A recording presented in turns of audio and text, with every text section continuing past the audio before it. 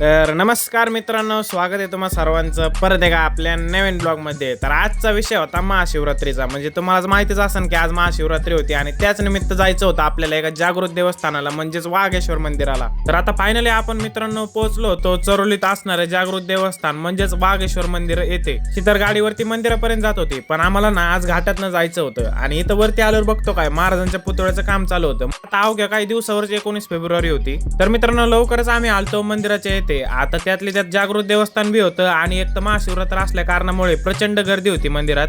आणि इकडे भाविक भक्तांची ना प्रसादाची सोय केलेली होती. बरीचशी गर्दी असल्या कारणामुळे आपल्याला माहिती होतं दर्शन होणार नाही. लवकर देवाला लांबनच हात जोडत आम्ही पोहोचलो होतो चरोली बुद्रुक येथील असणाऱ्या स्मशानभूमी. तरी याचं कारण असं होतं की आपल्या महेश शेटला करायची होती एक रील शूट.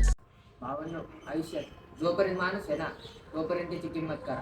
कारण एकदा का माणूस इथे दिसला ना, माणसाची फक्त आठवणी उरते, माणूस नाही. मित्रांनो फायनली आपल्या मित्राची म्हणजेच महेश शेटची रील शूट करून झालती आणि आम्ही निघालो होतो घराकडे. जात असताना नेमके आपले प्रणव शेट रुसले होते जरा आपल्यावर. आम्ही चाललो आमच्या घरी. आज तुम्हाला भेटूया तुमच्या ब्लॉगमध्ये डायरेक्ट.